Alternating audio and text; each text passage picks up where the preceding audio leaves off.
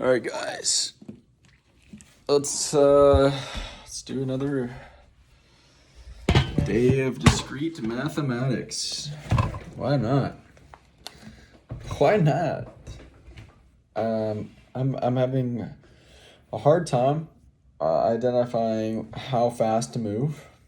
I'll tell you that much. It's like, do I spend the first half of the time reviewing what I studied yesterday and then spend 5 minutes learning and then 5 minutes recalling and calling that a day? Maybe it's just not enough time I'm devoting. I don't know. Anyway, what did we study yesterday? Yesterday we were reading the preface. We kind of saw the difference between discrete math and calculus. Discrete math underlying the computer age. We've studied a bunch of different, or at least kind of started downloading the schema of what is under the umbrella of discrete math, including logic, discrete probability, discrete probability, sets, graphs, trees,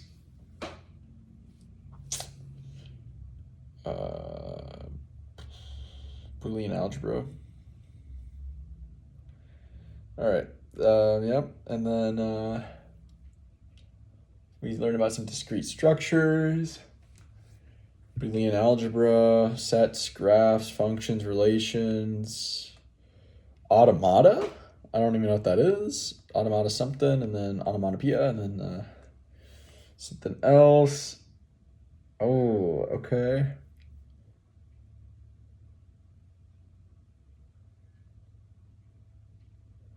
Jason Moonlight. All right, Jason Shadows. Okay.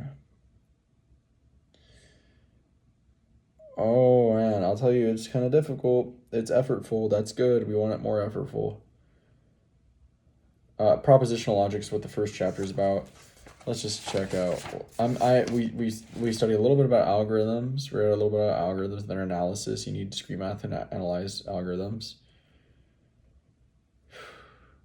Proofs and logic are, helping you to abstract things. It's a skill that you want to learn in a basic discrete math class like this, or this textbook. Anything else? I don't know.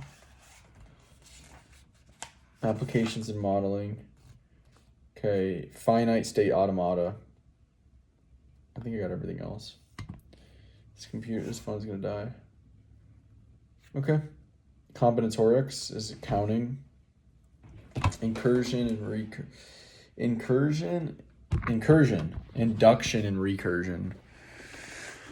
And recursion has to do with something like, man, what does recursion have? Combinatorics has to do with counting.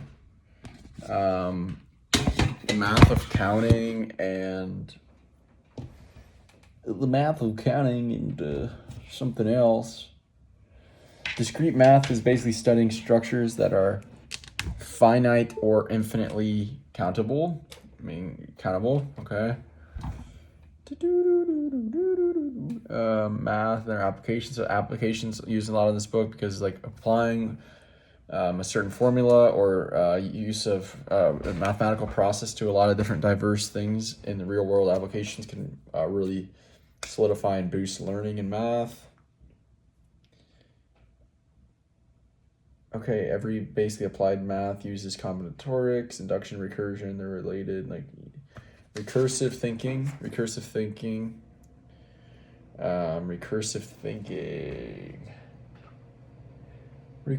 is assuming that a problem's been solved and in order to solve it in a given situation. I don't understand that. Okay. All right.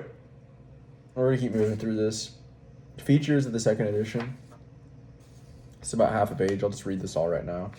I thought about just skipping this stuff, but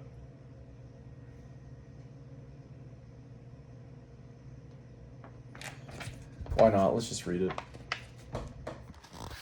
All right. That section was basically, I just kind of skimmed. I didn't read that deeply because it's just basically saying there was two sections, and basically one was saying what has changed from the last edition, which doesn't really matter to me, and new material that's been added since the first edition. Doesn't really matter to me. So the next section is going to be support for students, and that's what I'm going to read next. Okay, the next section was about support for the students. It wasn't nothing super special,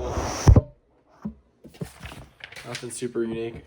Just kind of like that there's worked examples in the text, which is valuable to students, that there's some answers in the back of the textbook. Exercises are chosen broadly so that everyone from diverse backgrounds can find problems that they can solve, and that others that are much more challenging.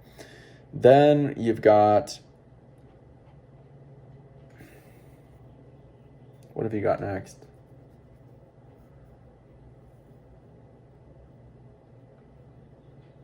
What do I have next? Oh yeah, no, yes, no. Oh yeah, they kind of have spaced repetitions in the book. Like in chapter 1, in the early chapters, they'll plant seeds, and then they'll keep like bringing those topics back up, but more complicated. It was called like spiral something nature. They keep getting more challenging as they go through the book, so that's pretty interesting. Very, very good pedagogy, I think. And tables and charts if they're necessary. Symbols are explained in the end notes or the front and back of the book, like the cover in the first few pages and last few pages have symbols and what they mean. And I think that's most of it. Let's see if I forgot anything, but I'm not trying to spend more than like another 30 seconds. Okay, applications. Yeah, applications seem to be very important for making math more concrete and better learning. And so there's lots of applications, and 8 sections of the book are actually devoted to just applications, most of them computer science. But everything in the book is self-contained, meaning you don't need any prior or outside knowledge. Except for, it said the prerequisites for discrete math are the same as calculus, except for trig, which I'm taking trig this coming semester. So, and I've already taken trig, but like, it's pretty nice because I just took pre-calc algebra and like A-stat, so I really developed those ideas further. So that's sweet. All right, let's continue to, I think it's support for teachers. So support for the instructors. So I'll just kind of skim this one too. All right.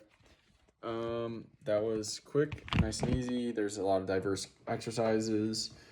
Sections are divided into subsections for better structuring and omitting, or just timing and pacing.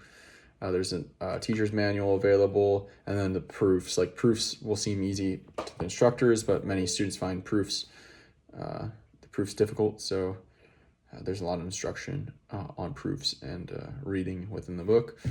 Okay, we're very close now to finishing the preface. Now we got an organization, how the book is organized, I believe. Yep, I'll be back in a few minutes. Yeah, I just find this section so fascinating and cool that they included this. The author, she included this. So it's got like the chapters, and then it says core sections. So these are all the core sections. And then there's like optional mathematical material, and then optional application, like scientific applications. So there's like 3 sections. If you just want to cover core sections, here they are. If you want to do some supplementary math, here they are. Here's the scientific applications.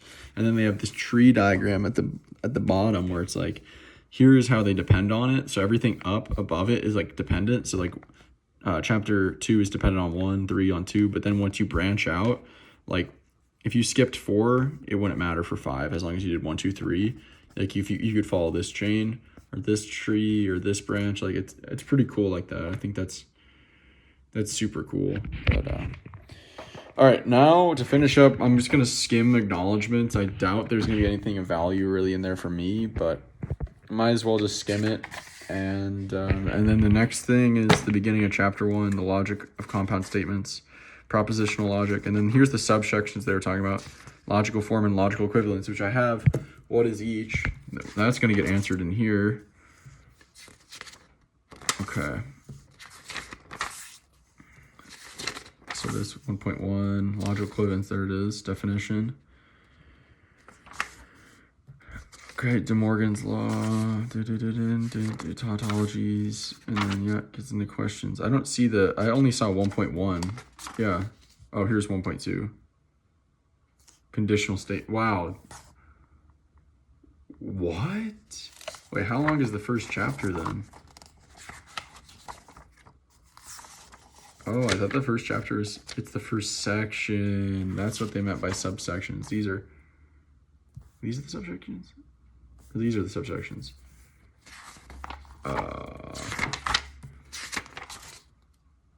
1.11. Okay, here's a subsection. 1.11, 1.12. Okay. Let's read this acknowledgement. I'll be back in a quick second. All right. Yeah, acknowledgements were pretty, like I thought. Just a bunch of thank yous to students, teachers, collaborators, proofreaders, husband, all that jazz. And now I think we are ready to officially begin Chapter 1, the logic of compound statements. Okay. I think I don't know. Should I first read? Maybe I should just get. Yeah, I'm gonna flip through the first chapter. Just look at the pictures, look what's available, and may not be that super effective. It's just exposure, but I've only got about a minute left, so I'm gonna do that really quick. Okay, oh man, it's getting hot here. I just skimmed it, and there's 5 sections of logic of compound statements. They are logical form and logical equivalencies, I believe. Logical equivalence, compound statements.